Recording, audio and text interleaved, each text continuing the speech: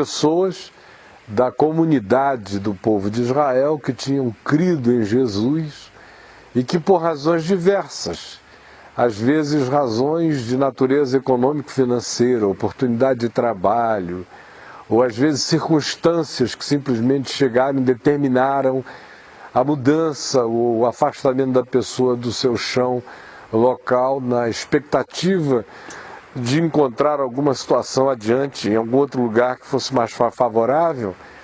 Em razão dessas motivações, muitos deles foram para Galácia, para o Ponto, para Capadócia, para Bitínia, para Ásia Menor, as regiões hoje da Turquia e de vários outros lugares onde havia mercados com muita oferta de trabalho, de emprego, de recursos, e eles ali se instalaram. Alguns já foram para esses lugares crendo em Jesus. Outros foram para esses lugares e lá tiveram a sua experiência de encontro com Deus. E ele diz, na sua primeira epístola, número 1, que essas pessoas não deveriam jamais deixar de se sentirem forasteiras. Não apenas em relação ao chão pátrio, que é o de menos, isso é tolice, mas sobretudo como forasteiros e peregrinos sobre a face da terra. Porque se a gente perde essa noção, aí a gente perde tudo que dizem que a gente perdeu. Mas enquanto a gente não perde essa noção, a gente não perde nada. Peregrino não perde nada. Só quem perde nesta vida é quem não é peregrino. O peregrino que vai andando naquele espírito desinstalado que Jesus propôs em Lucas no capítulo 10, que não leva alforge, não leva roupa sobressalente, não leva mala grande, não leva nada, leva o mínimo, leva coisa nenhuma, leva apenas a graça de Deus em abundância, leva a ousadia de orar pelos doentes, de orar pelos leprosos, de orar pelos aflitos, de chegar nos lares desconhecidos e dizer, Pai seja nesta casa, de expelir os espíritos maus e andar na graça de Deus em todo o chão da vida. Quem tem esse espírito e mantém essa consciência de ser um peregrino e forasteiro, não em relação ao Brasil, nos Estados Unidos, mas na terra, aquele que sabe que o seu lar transcende a tudo isso, a todas as crises de todos os mercados, a todas as recessões, ao ruimento de qualquer que seja o império, aquele que não anda iludido, que não anda enganado, que não anda focando em miragens, que não anda se impressionando com as materialidades que o ladrão escava e rouba, que a traça corrói, que o ferrugem destrói, aquele que, ao contrário, mantém o seu tesouro nos lugares elevados e mantém o seu olhar fixado na eternidade, esse carrega o seu tesouro no coração. E esse nunca perde nada.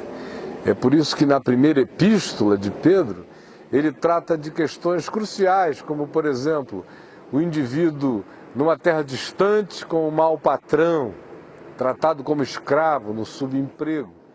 O indivíduo na terra distante e tendo que receber a perseguição do preconceito. O indivíduo na terra distante e obtendo um tratamento que o diferencia para baixo. O indivíduo na terra distante que tem que lidar com um governo que não é o dele, com coisas com as quais ele não concorda, que pagando o tributo, honrando ao rei, fazendo tudo o que tem que fazer na terra distante.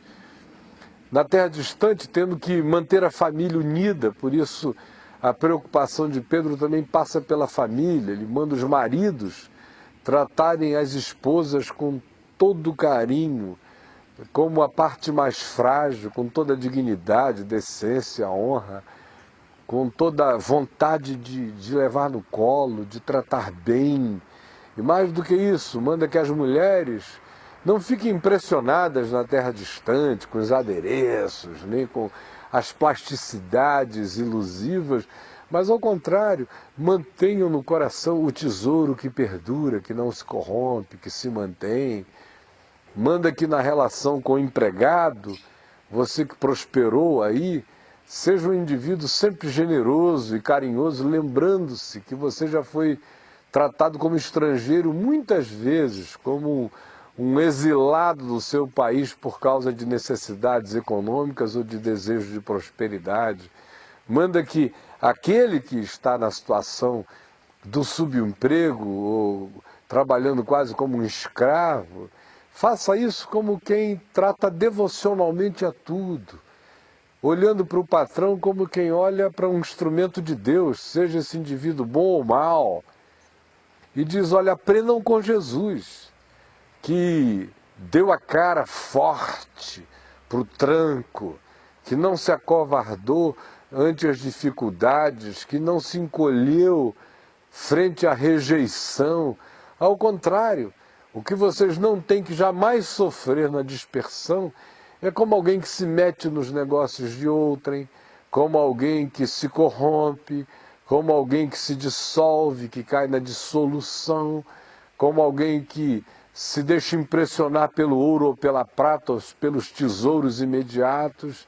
Mas Pedro diz, não esqueçam que vocês foram comprados, não por dólar, nem por ouro, nem prata, e nem tampouco a esperança de vocês se funda ou se calca nessas coisas passageiras e ilusivas. Ao contrário, vocês foram comprados pelo sangue, como de cordeiro, sem defeito e sem mácula. O sangue de Cristo, com efeito oculto durante muitas gerações, mas agora manifesto, explicitado como valor eterno, para que aquele que ganhe essa marca e ande selado com este selo de consciência e de fé, caminhe em qualquer chão, em qualquer modelo econômico, em qualquer sistema financeiro, em qualquer país, em qualquer hora do tempo ou da vida, sem perder nada. E é bom a gente se preparar para isso, porque quem não estiver preparado para isso ainda vai levar muito susto nesta vida. Agora esse chacoalharzinho suave que está acontecendo. Hoje a minha neta Helena e a Adriana estavam conversando uma com a outra e viraram para mim e me perguntaram, vovô, o que você acha que aconteceria com a Terra se hoje, no dia de hoje, todas as televisões do mundo parassem de transmitir, todos os computadores também?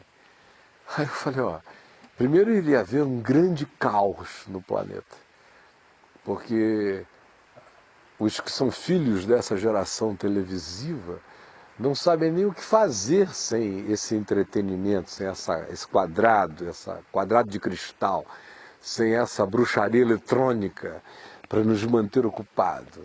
Meu Deus, e o que ia ter de mulher apanhando, de mulher com TPM perenizada, ou de brigas e discussões onde antes estava todo mundo no seu quarto, no seu sarcófago, olhando para a sua bola de cristal da sua feitiçaria eletrônica no seu próprio canal, agora tendo que se tratarem uns aos outros e tendo que lidar com o tédio que permeia essas relações familiares entre gente que come junto, bebe junto, tem o mesmo nome, mas são desconhecidos. Sem a TV, primeiro o caos iria se instalar, os indivíduos não sabem viver sem isso. Eu estava dizendo à minha netinha que a primeira vez que eu vi televisão na vida eu tinha 10 anos de idade. A TV não fez a menor falta na minha infância. Eu não consigo nem imaginar como é a infância de uma criança que cresce olhando para uma televisão ao invés de olhar para a mangueira, subir em coqueiro, se ralar, se estrupiar inteiro de saúde. A outra coisa que eles perguntaram foi o computador. Eu falei, olha, num país especialmente como os Estados Unidos, em que as pessoas desaprenderam a fazer conta num caixa de supermercado, ou em qualquer outra coisa, você sabe do que eu estou falando. Se você às vezes quer ajudar num caixa como você faz no Brasil, para receber um troco redondinho, custa $32, você bota 52 para receber 30 redondo, eles te devolvem, porque não sabem nem o que é isso, não sabem nem fazer essa conta.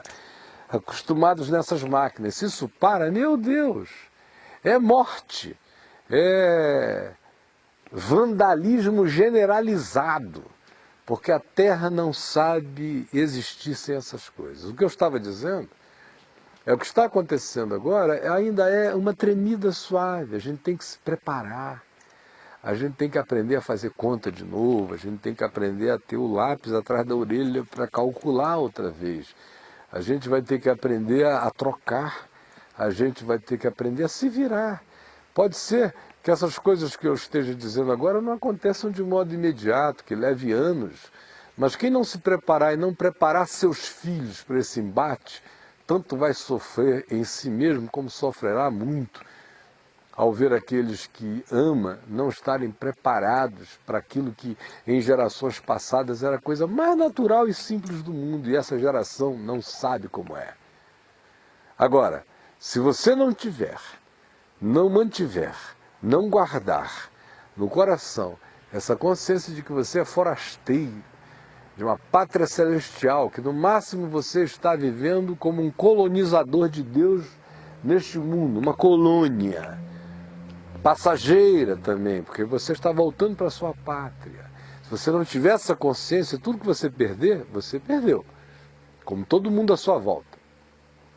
E em segundo lugar, se você não tiver a consciência de que isso é só o começo, e que é melhor a gente se preparar, quem puder trabalhe firme e duro, guarde o que puder com sabedoria e sem usura, sem avareza e sem ansiedades adoecidas, mas com bom senso. Quem não fizer isso pode vir a sofrer ainda extremamente mais. Então a primeira palavra que eu quero dizer hoje é essa palavra do apóstolo Pedro. E dizer, conforme nos diz Hebreus, que isso tudo ainda é completamente leve. A gente não tem que ficar impressionado, porque o escritor de Hebreus, também escrevendo a um grupo de pessoas que tinham esquecido que eram peregrinos, que eram hebreus sobre a face da terra, que eram andarilhos, puru, aquele que anda, que cruza caminhos, que não se instala em definitivo, mas que se mantém num processo existencial transitivo, de crescimento contínuo, o que se diz é algo extremamente forte e significativo quando se avisa que as coisas frequentemente podem ficar muito mais difíceis do que as pessoas tinham sequer jamais imaginado como era ou como seria. Aqui no capítulo 10 de Hebreus diz: lembrai-vos, verso 32, lembrai-vos dos dias anteriores em que, depois de iluminados, sustentastes grande luta e sofrimentos, ora expostos como em espetáculo, tanto de opróbrio quanto de tribulações, ora tornando-vos coparticipantes com aqueles que desse modo foram tratados. Ou seja, ora vocês mesmos sendo espetáculo de opróbrio ou de tribulações, de dificuldades, ou em outras ocasiões pela solidariedade, pela coparticipação, por simplesmente estarem presentes num ambiente onde isso se generaliza e se torna comum a todos, ainda que não seja algo específico contra a pessoa. Porque não somente vos compadecestes dos encarcerados, como aceitastes com alegria o espólio dos vossos bens, tendo ciência de possuirdes vós mesmos patrimônio superior e durável, ou como dizem muitas versões, tendo ciência de possuirdes a vós mesmos como patrimônio superior e durável. Ou seja, o que vocês perdem fora de vocês é tolice. O patrimônio de vocês são vocês mesmos. Está plantado em vocês. Esse é um tesouro que não é verificável com olhos externos. Do ponto de vista externo, vocês são as coisas que não são os que esfregam o pão, o chão molhado, o pano molhado no chão, são vocês os que cortam as gramas, são vocês os que pintam as casas, são vocês os que fazem house cleaning, são vocês os que estão aí fazendo os trabalhos menores desta vida. Quem olha de fora vê um espetáculo, Como é que essa pessoa sai lá da terra dela para vir aqui fazer isso? E alguns ainda são maltratados.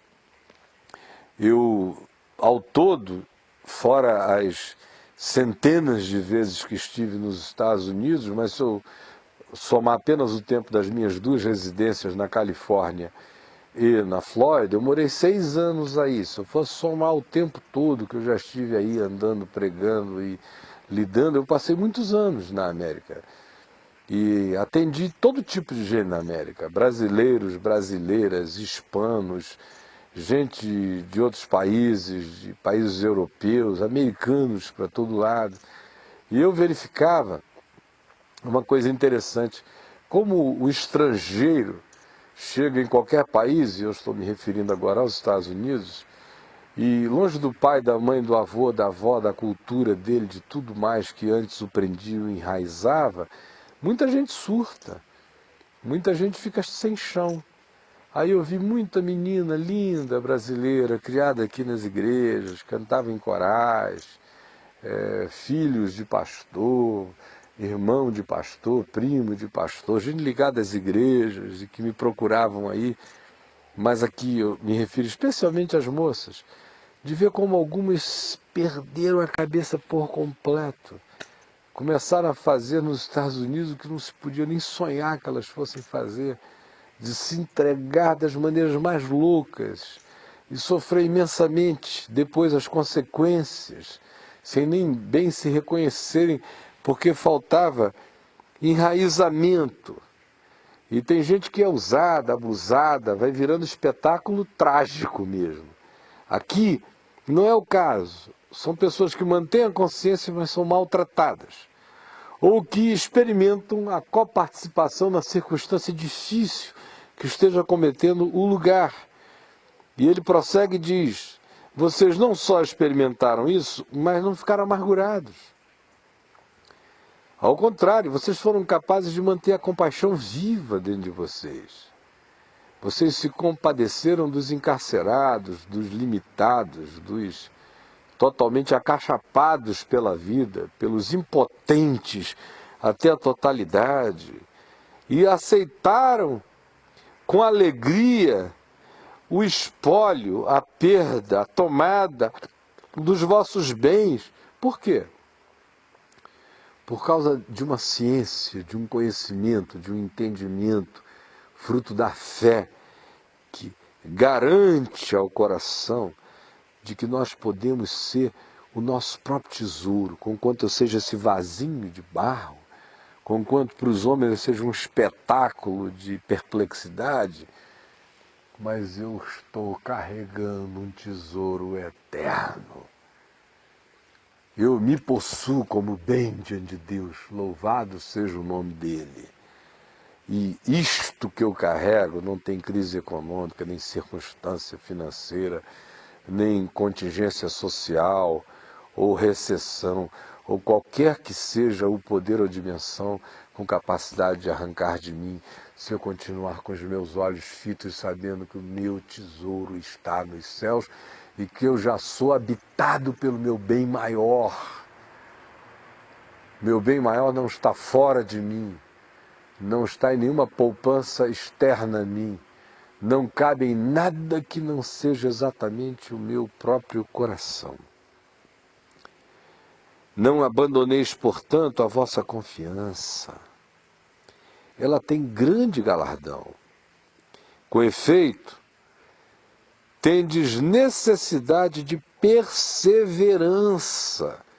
Confiança, perseverança, para que, havendo feito a vontade de Deus, e a vontade de Deus é para ser feita em todo lugar, sobretudo no ambiente da contradição, como dizem os salmistas, naqueles salmos lindos que dizem: eu entoarei louvores ao teu nome no meio da congregação dos muitos deuses e no meio dos povos, é aí que eu vou glorificar o teu nome, em perseverança, fazendo a vontade de Deus, alcançando a promessa, que não são 2 casas nos Estados Unidos, nem 3, nem guardar muito dinheiro para comprar imóveis na sua terra natal no Brasil.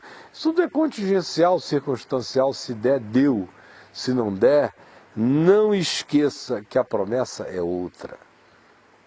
A promessa tem a ver com bens eternos. A promessa tem a ver com crescer no entendimento que não cessa. A promessa é paz que excede a todo entendimento. A promessa é ser guardado no amor de Deus e não carregar na mente medo de natureza alguma, não se amedrontar com as alturas, nem com as profundidades, nem com os abismos, nem com as larguras, nem com os comprimentos, nem com os anjos, nem com os demônios, nem com os OVNIs, nem com as outras criaturas, nem com os achados, nem com as descobertas, nem com coisa alguma, nem com catástrofes e nem com cataclismas.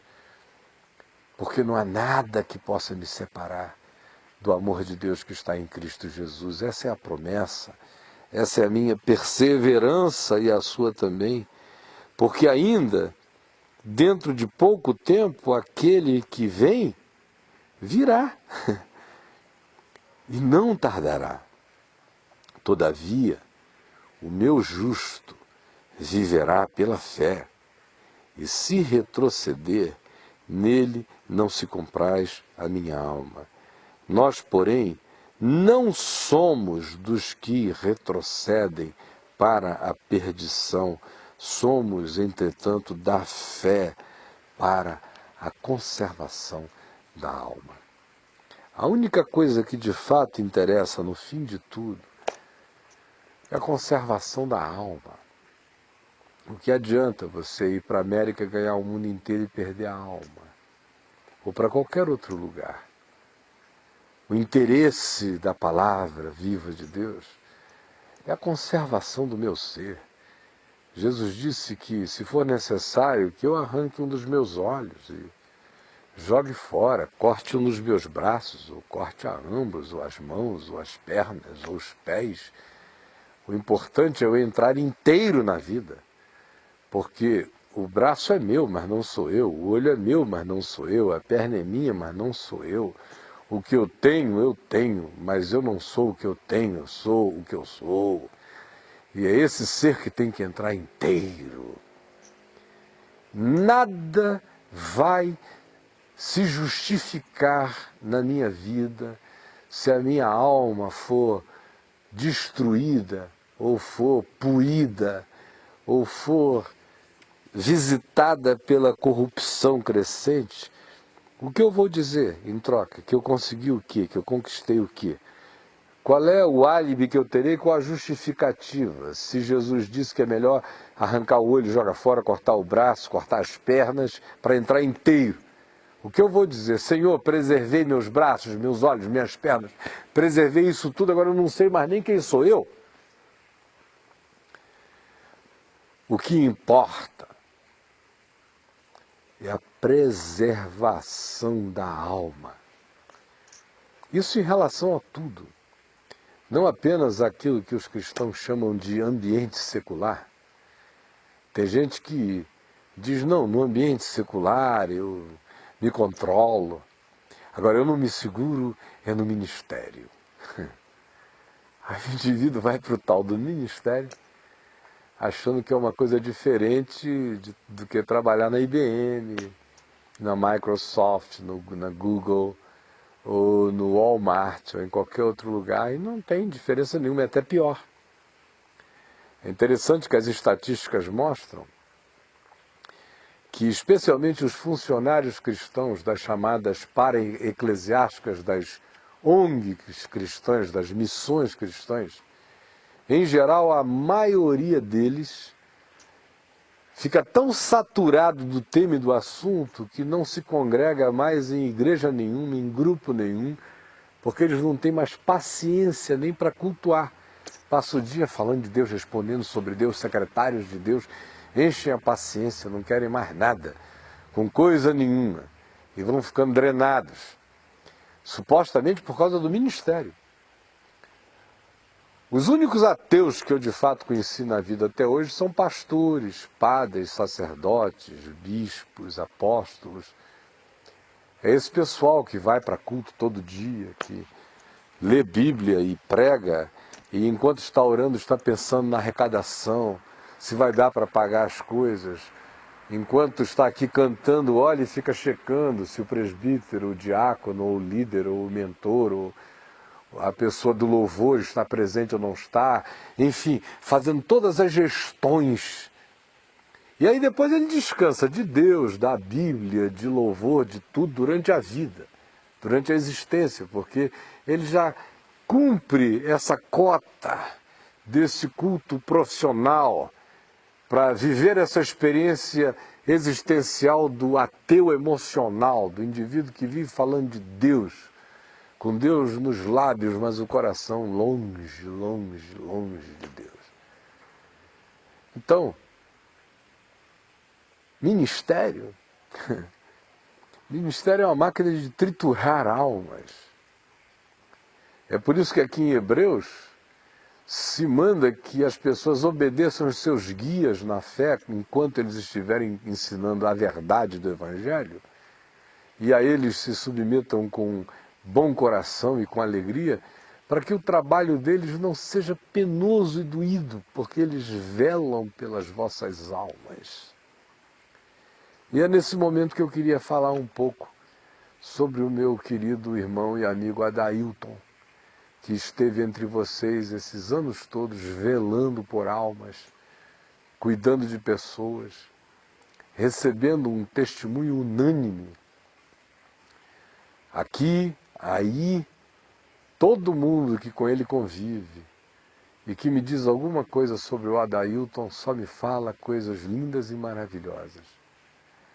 O pouco que eu pude ouvir dele tenha sido aqui na minha casa, sentado numa cadeira aqui a 4 metros de distância de onde eu estou, junto com outro grupo de mentores do caminho, ou tenha sido por e-mail, ou tenha sido ao telefone, mas o pouco que eu amealhei, que eu coletei nesses nossos encontros, me fizeram muito bem ao coração e me animaram imensamente. E eu entendo exatamente a dor do Adailton, deixando, por uma questão de consciência, de decisão em fé, por decisão, essa sim, estritamente ministerial, que não tem nada a ver com conforto, nem com estabilidades humanas, mas com uma certeza fina, precisa da indicação de Deus sobre o que fazer. Eu entendo, porque eu já estive nessa situação algumas vezes. A primeira vez eu era muito novinho. Eu estava pastoreando junto com meu pai na cidade de Manaus, a igreja que lá já existia, mas existia muito mais como templo do que como ajuntamento humano. Como ajuntamento, ela era considerada naquele tempo um cemitério de pastores. Quem ia para lá caía na cova ministerial, porque era um horror. E a gente começou a pregar e muita gente foi se convertendo. Depois de alguns anos nós éramos milhares. E eu fiquei com meu pai ali 7 anos. E depois de 7 anos, não por qualquer razão, mas apenas por um molestar do Espírito de Deus no meu coração, eu ganhei a convicção de que eu precisava sair de Manaus e me mudar para a cidade de Niterói, no Rio de Janeiro, apenas para facilitar o meu convívio com a minha família, pelo fato de que àquela altura eu já estava viajando demais, tendo que sair de Manaus já 2 vezes por semana, algumas ocasiões, num tempo em que as viagens de Manaus demoravam no mínimo 17 horas para você ir a Porto Alegre, era mais fácil ir a Portugal. E isso foi ficando muito difícil. E contra tudo em mim, que amava aquele povo queridíssimo, meus filhos na fé, a maioria dos quais eu tinha parido no Evangelho com todo amor e dedicação, vendo milhares deles e o que estava acontecendo naquela cidade inteira que estava vivendo um momento éfeso, aquele de Atos 19, com aquele impacto do Espírito de Deus. E mais do que isso, deixar meu pai, minha mãe, minhas irmãs, uma família unidíssima, e ir para um lugar onde eu tinha os meus amigos queridos, onde eu já tinha vivido, mas que o lugar em si não me dizia nada.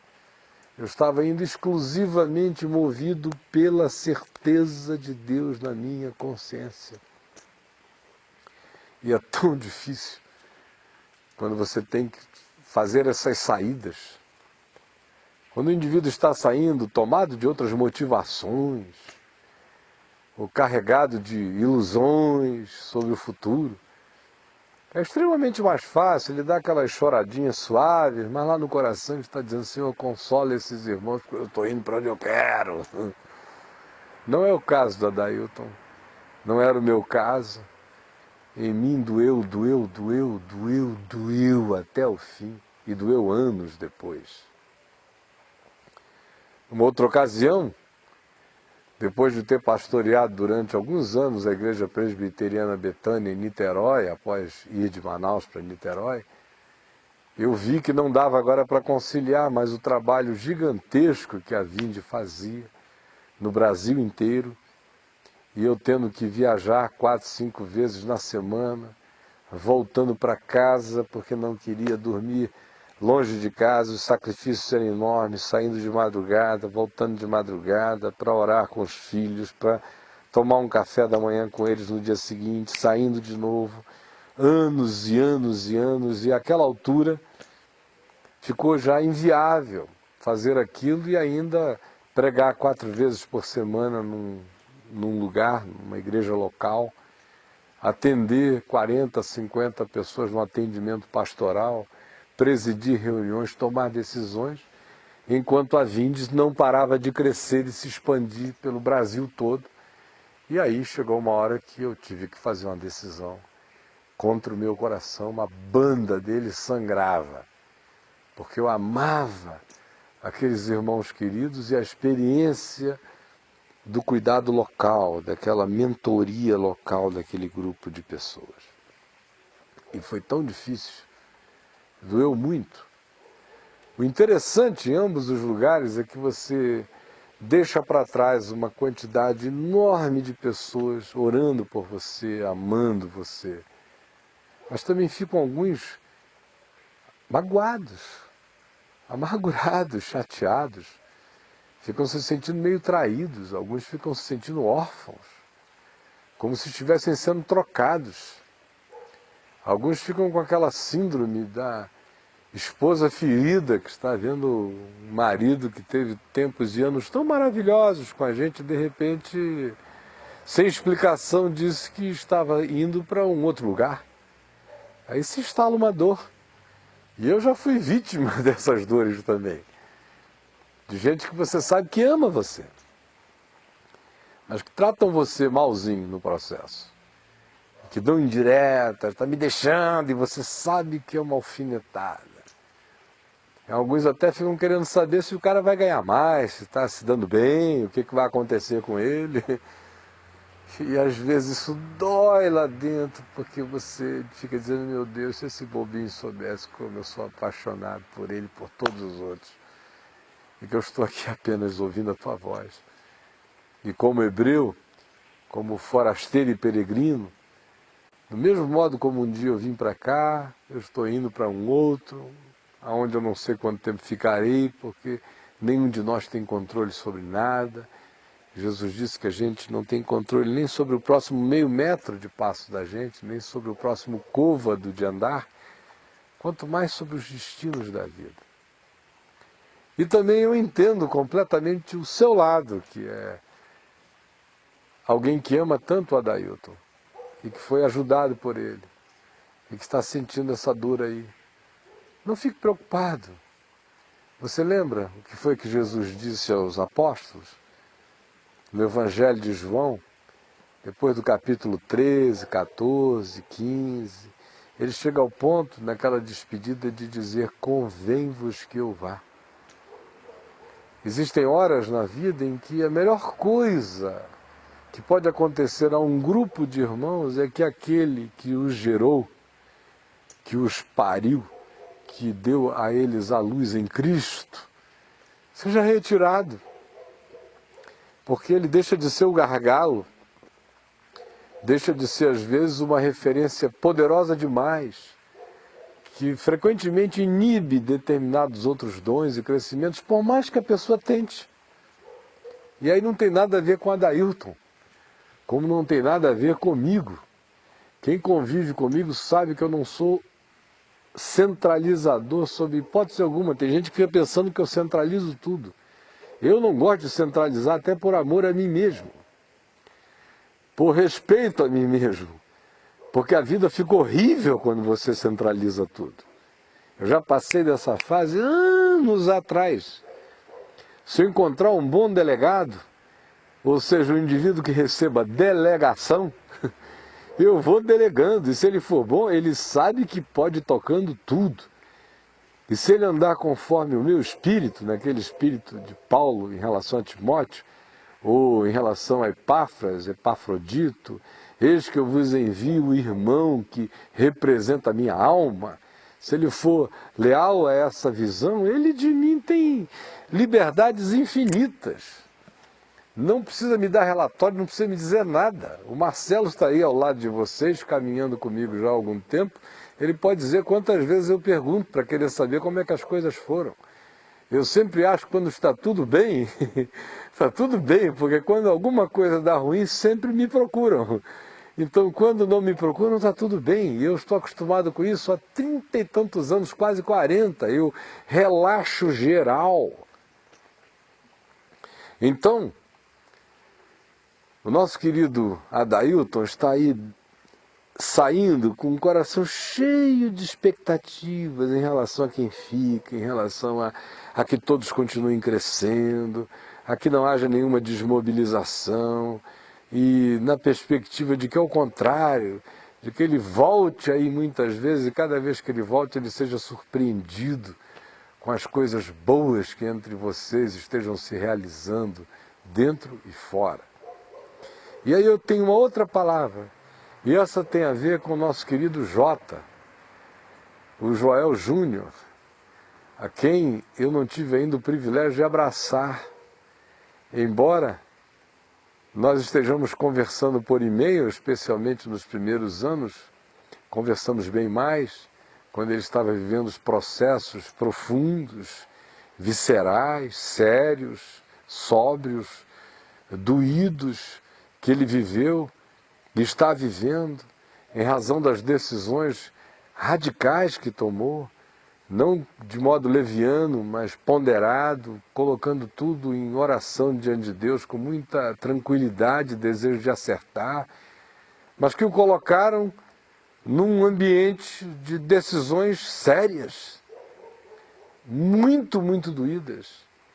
E a esse irmão amado, o Jota, eu desejo que vocês todos abracem e acolham o Jota com todo amor e o unjam com toda a alegria fraterna, com toda essa inclusão, e que vocês continuem andando no mesmo espírito e que nunca façam comparações. O Adailton, o Jota é o Jota. O Senhor dá dons conforme lhe apraz a cada um, não para que a mão fique se questionando a respeito da sua dessemelhança em relação ao pé, ao olho, ao ouvido, ao nariz ou qualquer outro órgão ou meio de graça do corpo de Cristo. Cada um é apenas cada um.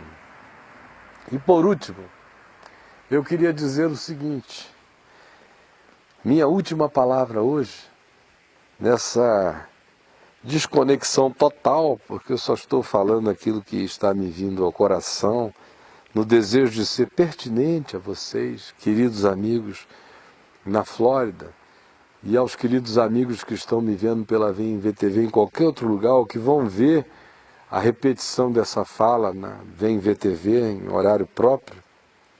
Eu quero concluir lendo a primeira epístola de João, no capítulo 2, do verso 12 em diante, que diz: Filhinhos, eu vos escrevo, porque os vossos pecados são perdoados por causa do seu nome. Pais, eu vos escrevo, porque conheceis aquele que existe desde o princípio. Jovens, eu vos escrevo, porque tendes vencido o maligno. Filhinhos, eu vos escrevi, porque conheceis o Pai. Pais, eu vos escrevi, porque conheceis aquele que existe desde o princípio. Jovens, eu vos escrevi, porque sois fortes, e a palavra de Deus permanece em vós, e tendes vencido o maligno. As minhas últimas palavras hoje se dirigem a esses 3 grupos humanos que estão me vendo e ouvindo agora. O primeiro grupo é aquele que João designa aqui como os filhinhos. Somos todos nós. Não era o pessoal jovem da comunidade, ou as criancinhas, ou os bebês, ou os novinhos na fé. Filhinhos somos todos nós, a menos que você não queira ser incluído nas promessas que são feitas aos filhinhos aqui no Evangelho de João. Como, por exemplo, filhinhos meus, não pequeis. Se, porém, todavia, alguém pecar, tendes advogado junto ao Pai, Jesus Cristo, o justo. Ele é a propiciação pelos nossos pecados, e não somente pelos nossos próprios, mas ainda pelos do mundo inteiro. Isso é uma coisa que é dita aos filhinhos. Eu sou filhinho. Eu quero essa advocacia para sempre. Eu quero esse chamado para não pecar, mas com a certeza de que se isto acontecer, eu tenho advogado junto ao Pai, que faz propiciação pelos meus pecados, e não somente pelos meus próprios, mas ainda pelos do mundo inteiro. Filhinhos são os do mundo inteiro que queiram ser filhinhos. E aí João diz, filhinhos, eu vos escrevo porque os vossos pecados são perdoados. São. Designa um estado permanente. Filhinhos, os vossos pecados são perdoados. Não é podem estar, quem sabe estarão, eles são. Essa é a minha maior garantia, não para que eu ande pecando, ao contrário. Se eu sei que os meus pecados são perdoados, paradoxalmente o que se instala em mim não é cinismo, nem dissolução, nem graxa, mas de graça.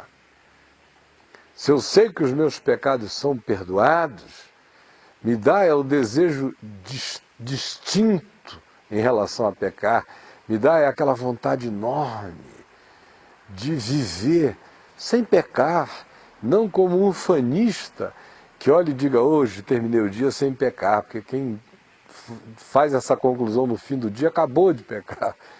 A gente peca de muitos modos, peca sem saber, mas no que diz respeito à consciência, à deliberação, à vontade de não fazer, quanto mais eu sei que os meus pecados são perdoados, mais livres eu vou ficando dele, mais liberto eu vou ficando deles. Então a primeira palavra é para quem não ficou bobo, é para quem não se sente pastor, nem mentor, nem supervisor, nem líder, nem maduro, nem experiente, nem ancião, nem alguém que conhece muitas doutrinas e que passou por muitas igrejas e tem amizades com tantos pregadores importantes. Não é para nenhum desses. É só para quem se sente filhinho. É só para quem ouve aquela oração de Jesus, aquela expressão de alegria, e diz, é comigo e acerca de mim que ele está falando. Graças te dou, ó Pai, Criador dos céus e da terra, porque ocultastes estas coisas aos sábios e aos entendidos e as revelaste aos pequeninos, sim, ó Pai, porque assim foi do teu agrado. Quem se sente pequenino diz essa oração, diz respeito a mim, eu sou parte das coisas que não são. Mas, estranhamente, sendo parte das coisas que não são, a mim é dito, os teus pecados são perdoados.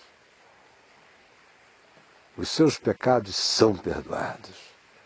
Essa é a grande certeza que nos dá o Evangelho, não o caminho da graça como instituição. Como instituição, isso é uma banalidade. Só faz sentido se o chão de cada um de nós for o caminho, a verdade e a vida, andando com Jesus. Mas o que se ensina neste ambiente do caminho da graça é justamente isto. Filhinhos, os seus pecados são perdoados. Está feito, está consumado. Não há discussão, não tem diabo para aparecer nessa história, você entendeu? Não tem demônio para aparecer. Os meus pecados são perdoados.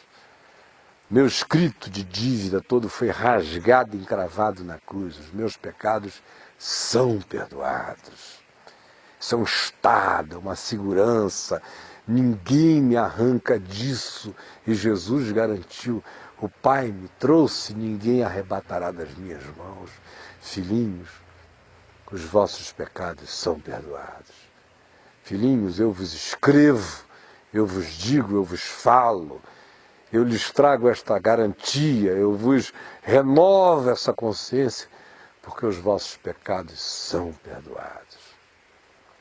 Ele prossegue, o apóstolo João, falando como um homem idoso, e diz: pais, vocês que tanto geraram filhos fisicamente, biologicamente, como já geraram filhos espiritualmente, eu vos escrevo porque conheceis aquele que existe desde o princípio. E João também estava se referindo ainda ao remanescente de discípulos que tinham conhecido originalmente a Jesus pregando na Palestina. Os que eram filhos imediatos daquele grupo e que tinham todas as histórias fresquinhas, ou que tinham as memórias dos encontros. E ele está dizendo: olha, vocês que já são mais idosos, vocês que já têm a minha idade, vocês que são mais novos do que eu um pouco, mas vocês que viveram a experiência, ou que a ouviram de primeira mão, que ouviram as palavras ternas daquele cuja boca ecoou no início, dizendo: haja luz, e houve luz, e que agora o ouviram dizendo: o meu mandamento é este, que vos ameis uns aos outros.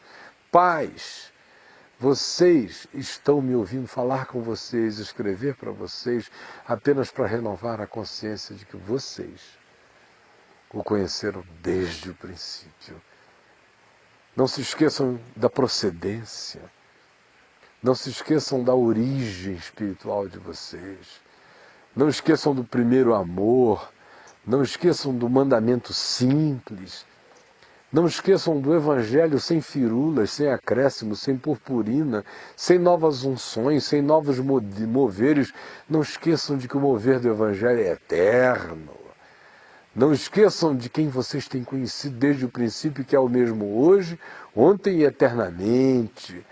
Não esqueçam de que não existem novidades, só existe boa nova. Pais, pessoas maduras, seres que mentoram outros, que já carregam lembranças e conhecimentos. Não fiquem iludidos com os conhecimentos, nem tomados pelas presunções históricas. Fiquem sabendo que a única coisa que vale é se vocês o conhecem desde o princípio, e eu estou falando com vocês porque vocês o conhecem desde o princípio. Não esqueçam das primeiras coisas. Não fiquem impressionados com nada novo que esteja por aí. Voltem para a palavra. Nossa segurança é estarmos ancorados nesse que nós temos conhecido desde o princípio, cuja palavra não mudou e não mudará. E se alguém a mudar diante de vocês, com autoridade podem dizer: seja anátema. Porque esta palavra eu conheço desde o princípio e conheço a Deus. Eu vou fazer 54 anos daqui a alguns meses. Estou pregando o Evangelho desde os 18, embora a primeira vez que eu tenha pregado formalmente diante de grupos humanos eu tivesse 13 anos de idade. Eu já contei isso algumas vezes. Mas me converti aos 18, desde então nunca mais parei de pregar. milhares e milhares e milhares e milhares e milhares de vezes nesta vida, em todas as circunstâncias possíveis e imagináveis. Mas a minha vontade todo dia não tem nada a ver com esses acúmulos de memória, de experiência, de conhecimentos. Tudo isso é bobagem. No meu auge humano, quando todos queriam me ver o dia inteiro e se eu desse bobeira, eu entrava onde eu quisesse, me levavam para onde eu quisesse, da Casa Branca ao Palácio de Buckingham, era gente chamando para tudo. As pessoas não têm ideia de como eu já fui adulado nesta vida. Eu não sou um idiota porque Deus não me fez assim. No entanto, hoje mesmo de manhã eu estava aqui quieto, quando eu acordei, fiquei umas 3 horas em silêncio aqui no jardim, dizendo: Senhor, eu não sei quanto tempo mais o Senhor tem para mim. Mas eu quero te conhecer como eu te conheci desde o princípio, a vida inteira. Eu quero pedir que aquelas ternuras do princípio só se renovem, só se aprofundem em mim. Que tu me faças um pai, um ser espiritualmente maduro e sábio apenas porque eu mantive a nossa intimidade. Porque eu tenho te conhecido desde o princípio. Aí João prossegue e diz: jovens, esse grupo forte, eu vos escrevi porque tendes vencido o maligno. Porque se há uma coisa extremamente difícil, é a experiência da fé na juventude. Com todos esses hormônios em ebuliência, borbulhando, com a mente tomada por ativismos quase que instintuais, com energias sobrando e demandando da gente atividades e interesses e toques e lambidas e provas e conhecimentos e experiências e entradas e percepções. O universo de tentações, o panteão das seduções é muito grande para o jovem. E João diz: eu vos escrevi e vos escrevo, jovens, porque vocês têm vencido o maligno. Porque vocês não são dessa geraçãozinha algodão doce, dissolvível. Ao contrário, vocês estão arregimentando as forças todas de vocês para o enfrentamento do maligno na fé, porque as portas do inferno não vão prevalecer contra a igreja e nem contra a juventude de vocês. É nesse sentido que eu também tenho grande alegria de constatar que o nosso amigo e irmão Joel Júnior, o Jota, é ainda tão jovem e tão homem, tão maduro, tão sóbrio, tão sério. E ninguém despreze a mocidade dele. Eu peguei até essa palavra de Paulo a Timóteo: ninguém despreze a tua mocidade, quando eu era bem jovem, levei até para um extremo muito grande, para um outro polo. Eu não queria, eu detestava quando alguém vinha para mim e passava a mão na minha cabeça: olha que coisa linda esse rapaz pregando o evangelho. Eu já nasci homem, vira essa... não passa a mão aqui com essa coisinha de garotinho, porque nem meu pai nunca fez isso. Mãozinha na minha bochecha, eu não tenho essa experiência. Nem minha mãe nunca ficou de bochechinha comigo. Eu nasci meio pronto, de querendo ser levado a sério. Mesmo quando eu vivia como um pecador desgraçado na juventude, eu quero dizer uma coisa a você: eu sempre pequei sério. Nunca soube ficar de pecadinho, de brincadeira. Partindo para as cabeças. Quando encontrei Jesus, me atolei nele. E detestava a ideia de que só porque eu tinha 18 anos de idade alguém podia chegar na imbecilidade dos seus 60 anos, desconectados de Deus, da palavra e de vontade de viver na vida o evangelho, e dizer: meu filho, quando você crescer você aprende. E aí, por causa disso, eu fui para o outro polo. Eu fiquei tão idoso que aos 20 anos, 21, 22 anos de idade, eu devia estar com uns 130. Hoje eu estou um broto, um garoto descontraído perto daquele indivíduo. Por quê, hein? Porque no meu coração tudo que eu não queria era que a minha juventude fosse fraqueza. Eu tinha dado as minhas forças físicas, emocionais, psicológicas e espirituais para tanta coisa ruim então, e agora eu queria que todo o meu ser, o arregimentar das minhas energias fosse para o enfrentamento do maligno no mundo e na fé. Eu estou falando com você que é jovem, na expectativa de que você não se desperdice, de que você não seja um ser sistematicamente vencido pelo maligno, ao contrário. Eu estou falando com você porque você tem vencido o maligno. Os seus pecados são perdoados e você tem vencido o maligno. Aí João prossegue e diz: filhinhos, outra vez para essa categoria universal de gente que se quebranta e se inclui. Eu vos escrevi porque conheceis o Pai. Claro. Se os vossos pecados são perdoados, quem sabe que os seus pecados são perdoados, esse conhece o Pai, porque toda boa dádiva, todo dom perfeito vem do alto, descendo do Pai das luzes, em que não pode haver nem mudança, nem sombra de variação. É por causa do amor do Pai que os meus pecados são perdoados. E assim João diz: filhinhos, eu vos escrevi. Por quê? Porque conheceis o Pai. Pais, outra vez diz ele, eu vos escrevi porque conheceis aquele que existe desde o princípio. E conclui: jovens, eu vos escrevi porque sois fortes. Usem esta força para o que é bom. E a palavra de Deus permanece em vós.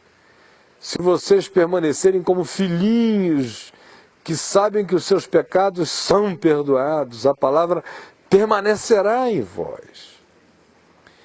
E tendes vencido o maligno. Essa é minha palavra a você, meu irmão amado, querido, minha irmã, na Flórida, nas estações do Caminho da Graça, ou você que está me vendo pela VMV TV, nesta hora em que eu faço essa transmissão direta, para este evento das estações do caminho nos Estados Unidos, reunidas na Flórida, e de uma maneira muito especial, no dia de hoje, quando daqui a pouco o meu querido filho Marcelo Quintela vai aí à frente, na Flórida, neste auditório, onde vocês estão reunidos, chamar o Adailton, chamar a família dele, orar com eles e com todos, e chamar o Jota, o Diego, alguns outros irmãos, que já estão devidamente investidos, não por nenhuma formalidade humana, porque aqui no Caminho da Graça não existem essas tolices. Isso aí não é um presbitério que vai lá, sem a presença do Marcelo não tem transferência, isso é tudo tolice. Se você pensa isso, dê a descarga nesse dejeto. Aqui no Caminho da Graça, quem usa é o Espírito Santo, a gente só reconhece dons, e o que vai acontecer aí não é porque sem isso nada viesse a haver. Não é assim. Eu tenho dito e vou repetir aqui, não é o superior que ordena o inferior. Aqui nós somos todos irmãos. É só circunstância. Aqui não é um homem que autentica e valida o dom do outro. Quem valida é o Espírito Santo, que deu o dom a ele. Aqui ninguém fica tentando descobrir talentos. Talentos brotam como frutos nascem do chão da terra. Aqui no Caminho da Graça, ninguém diz, não tem água suficiente para batizar. Porque se tiver muito, o indivíduo quiser mergulhar, ele mergulha. Se ele estiver achando muito frio, quiser entrar só com a água até o joelho e receber água na cabeça, assim será. Se ele não quiser nem botar o pé dentro d'água, receber uma aspersãozinha do lado de fora, assim seja. E se eu estiver com ele no deserto do Saara e não tiver água, e meu querido, eu tiver saliva na boca, vai no cuspe na lambida, em nome de Jesus. Se eu não tiver nem saliva, vai na areia, porque quem batiza é o Espírito Santo. O homem, no máximo, faz constatações externas daquilo que o Espírito está operando no coração. E assim será, na graça de Deus, aqui no Caminho da Graça, para sempre. E se você que é jovem, está novinho aí me assistindo em algum lugar, em algum momento, em alguma estação do caminho, em algum ajuntamento do caminho da graça, você vir outro Espírito nascendo, pode se levantar em nome de Jesus e dizer: parem com isto. E não digam: porque o Caio não nos ensinou assim, porque não sou eu que estou ensinando vocês assim. É o Evangelho que me ensina assim, eu só estou transferindo um princípio imutável. Nós não temos nenhum interesse em nos tornarmos imensos. Nós só temos interesse em nos tornarmos profundos na palavra. O mais o Espírito Santo vai fazer, está fazendo. Não tem que haver urdidura, não tem que haver política, não tem que haver estratagemas, não tem que haver coisa alguma, só tem que haver verdade, sinceridade, unção genuína no Espírito Santo. Meu querido irmão, você que está me vendo aí, de todo o coração eu desejo que o Espírito Santo sopre a graça dele com abundância sobre todos vocês. Como eu disse no início, eu vivi dias muito felizes aí na Flórida, mas provavelmente eu tenha vivido alguns dos piores dias da minha existência humana aí na Flórida também. Dias de angústia, de pânico, de opressão indizível, dias de culpa, dias de angústia, dias de sensação de que o mundo inteiro tinha acabado, que estava para além da possibilidade de ser restaurado. Dias de olhar em volta e dizer: Jesus, aonde eu fui parar? O que aconteceu com a minha vida que eu tinha? Hoje, pela manhã, eu estava aqui no jardim. O Edivaldo provavelmente não tem nem como mostrar isso porque está tão escuro, mas eu vou tentar assim mesmo. Edivaldo, você já está acostumado comigo? E se quiser dar uma viradinha nessa luz só um pouquinho para cá, eu quero mostrar aqui esse tronco aqui, ó. Se você poderia dar um zoom até aqui nesse pedaço de tronco. Isso aqui é um eucalipto, que eu obviamente não plantei aqui, não é? Eu enterrei aqui, porque eu crio papagaios, e eu botei uma casinha de madeira aqui em cima para nossa papagainha, para Polly, que é uma gracinha, está novinha, aprendendo a falar. Botei, e aí durante o dia eu colocava a Polly aqui, ela subia, descia, brincava, muitos pássaros aqui no jardim durante o dia. E aí depois de um tempo ela ficou dodói, eu tive que tirá-la. A médica veterinária recomendou que eu a mantivesse num ambiente mais fechado, e eu peguei e tirei tudo. Quando eu ia tirar esse tronco aqui, que ele já não fazia nenhum sentido neste lugar, apesar de eu ter passado óleo queimado, linhaça nele, olha só, ele começou a nascer. Ele já foi cortado há uns 7 meses atrás. A madeira talvez esteja ainda meio verde. E eu enterrei aqui, os processos vitais dela se deflagraram. E agora tem um galinho saindo aqui, tem um outro saindo aqui. Hoje de manhã eu vi que tinha um outro bem pequenininho do lado de cá, aparecendo. É a minha varinha de Arão. Eu me lembrei dela porque eu falei na Flórida, nos dias em que eu imaginei que a minha cepa tinha sido cortada de um modo a não ficar nada. Mas a bondade de Deus é tão grande, é tão grande, é tão grande, que embora os homens tenham dito: caiu, caiu, foi cortado, foi desarraigado, foi desenraizado, só o Senhor sabia a profundidade do espigão, só o Senhor sabia que eu o conheço e sou conhecido por Ele. E a cepa começou a trazer os seus renovos, a semelhança desse pau que estava vivendo o seu milagre de colocar esses raminhos para fora. O caminho da graça, para mim, é como raminhos dessa cepa, e que irão crescer e crescer e crescer.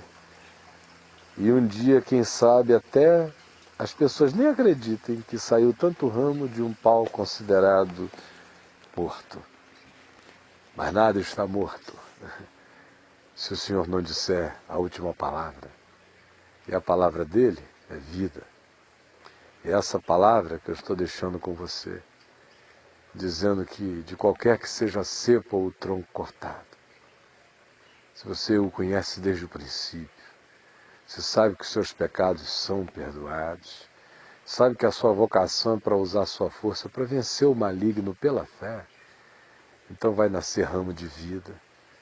Jesus disse, permaneçam em mim, eu permanecerei em você. Se você estiver plantado no chão da graça de Deus no Evangelho, vai nascer ramo de vida sempre. Essa era a palavra que eu queria deixar com você. E orar com você agora. Você que está me vendo nesse auditório íntimo aí na Flórida. Você que está me vendo em qualquer outro lugar, vamos orar juntos. Senhor Jesus, eu te trago meu coração feliz e grato pelas tuas misericórdias sobre a minha vida, fazendo com que a cepa decretada morta florescesse num fruto muito melhor. Louvado seja o teu nome. Eu quero pedir que tu derrames em profusão o Espírito Santo sobre os irmãos, as irmãs, os amigos queridos que estão me vendo agora, lá na Flórida ou em qualquer outro lugar.